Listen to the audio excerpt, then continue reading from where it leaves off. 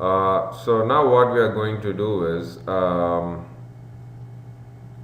given an undirected graph, we want to assign directions to the edges such that the resulting directed graph is a directed acyclic graph. So this could be an interesting application where you are given an undirected graph and you want to assign directions to the edges in such a way that there is no cycle in the directed graph. So we can call this as a directed acyclic graph. So how are we going to do this? So we are going to make use of what we just went through for topological sort. So the idea is this. So you could run depth first search first on this undirected graph. So we all know how to run depth first search in an undirected graph. And as a result of running depth first search, we are going to classify the edges as tree edges and back edges, right? Because this is an undirected graph, it's okay to have back edges. Also, as you run depth first search, you note down the push and pop order. So let me just go through that quickly. So you start from vertex 1, you push vertex 1 to the stack. That's the first vertex we push to the stack. So from vertex 1 you can go to one of its neighbors. So you cannot say outgoing neighbors because it's undirected edges. So just go to a neighbor which is not yet visited. So you push vertex 2 to the stack, second vertex to be pushed. Again from 2 you can go to either 4 or 7. You break the tie by going to a lower ID neighbor. So you go to vertex 4, which is the third vertex to be pushed. Now from 4 you can go to one of the neighbors which is not yet visited, which is 3. The lower ID neighbor not yet visited is 3, so you push 3 to the stack. That's a tree edge visiting vertex for the first time. So from 3 you can go, now you have an edge to 1. So you see this edge to 1 should be called a back edge because 1 is being just pushed to the stack, it's still in the stack. It's an undirected graph, so you can have only a tree edge or a back edge, no other edges.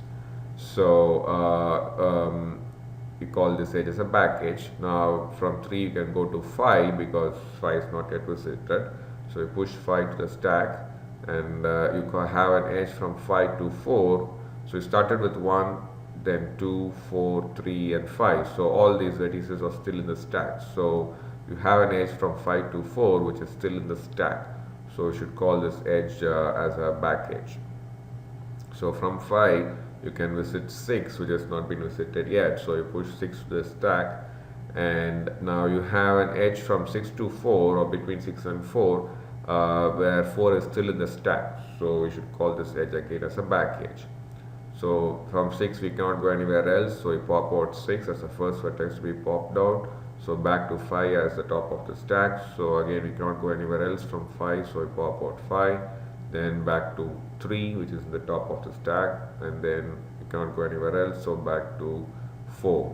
And then cannot go anywhere else. So now we come back to 2. So now you see at 2 we have one more neighbor that was not yet visited. So from 2 we can now go to 7. So we push 7 to the stack.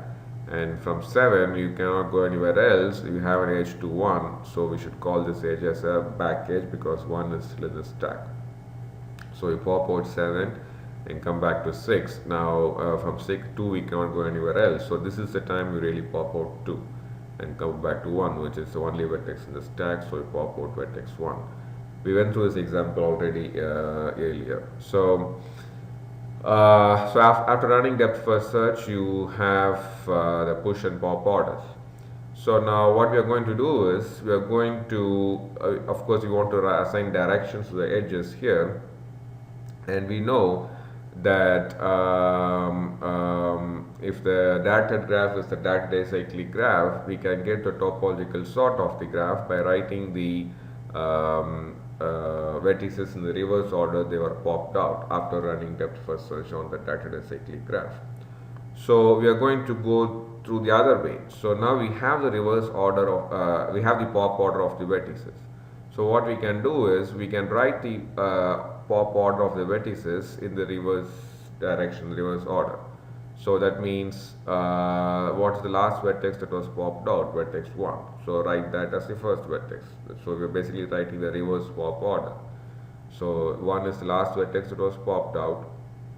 then 2 is the next, say, a vertex that was popped out, then 7, then the fourth vertex is vertex 4, then the third is vertex 3, second vertex to be popped out is vertex 5, the first vertex to be popped out is vertex 6.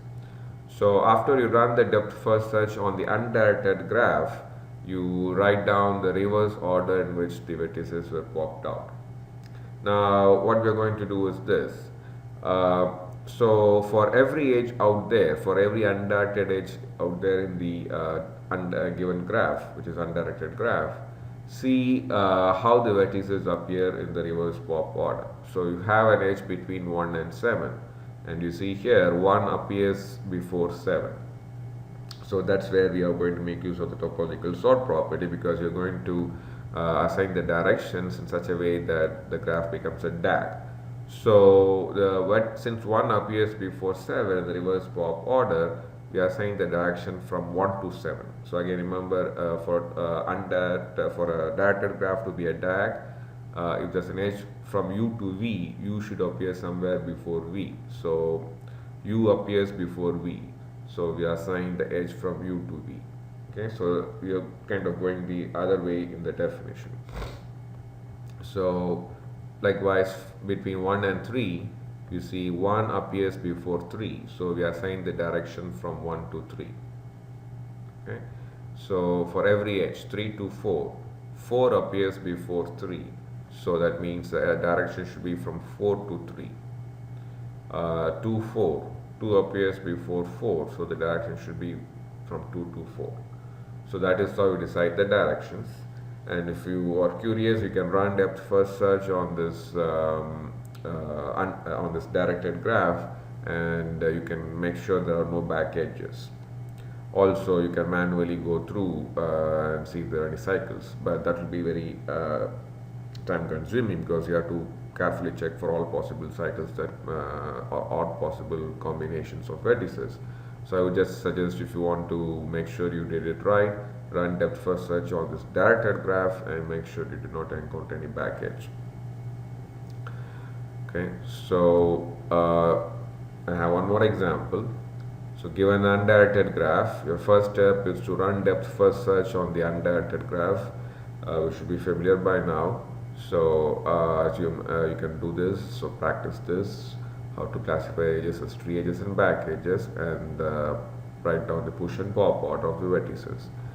Now once you get the pop order, that is what we are interested at here, we write them in the reverse order in which they are popped out. So again, the 7 vertices, so the last vertex to be popped out of stack is vertex 1, so that is listed first.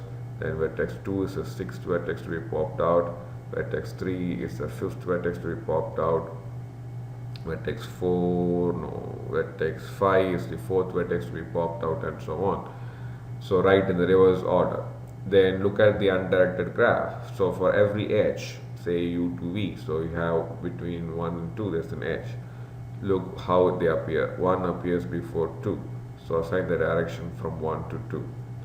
2 and 5, 2 appears before 5. So assign the direction from 2 to 5.